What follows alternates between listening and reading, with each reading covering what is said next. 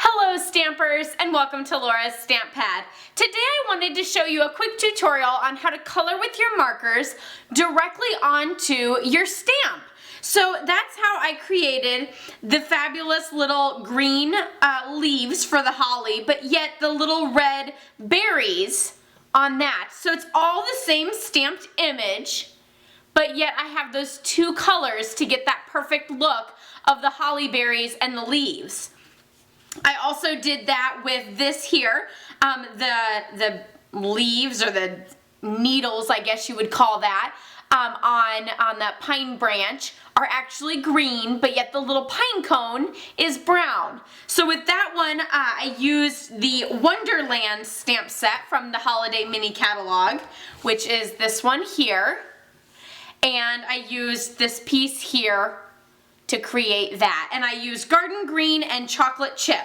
But today I'm going to show you how I created this one. This one uses the image from the Embellished Ornaments stamp set, and that's also from the Holiday Mini Catalog, and that's this little image right here. So I actually just have my stamp here and a piece of Whisper White cardstock. So on the stamp, I'm going to be using my garden green marker and my real red marker, and I'm going to use the fat end of the marker, not the pen tip, but the marker tip. So that's this one here, and I'm just going to color directly onto the stamp.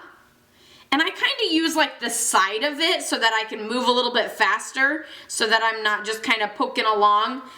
This way it kind of gives more ink, and then it also moves a little faster.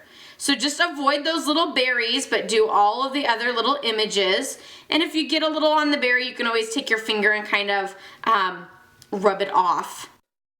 And if you're using a light and dark color, I always start with the lightest color first, so that if I go over it with the dark color, that's okay. But if I go over a dark spot with that light marker, it might actually pull some of that onto the marker. So now I'm just going over all those little red berries to get that red look there. I think I have them all. And then you're ready to go ahead and stamp it down.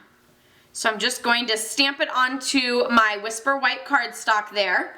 And there you have that perfect look. If you're using a larger image, or if for some reason maybe you paused a little bit to chat, I do that quite often, then you can always, after you're all done, you can huff on it. So it's kind of like a so you're not really like blowing on it like you're trying to cool, you know, like to cool it off. It's almost like you put the food in your mouth and it's hot, and so you're like and so that warm air kind of re-moistens the ink so that then you can have that nice image show up again. So then you would just color it again with your markers and then stamp it and continue on until you have, like I did the two pieces for this one here, but you could always do, you know, all over, or you could do it for many different projects. But you can do that with like bouquets of flowers and so many other things too. So it's so much fun. You can get so many different looks. You can also use the markers to color in your images and omit something. So for example, if you only wanted it to say night, or if only silent or something like that,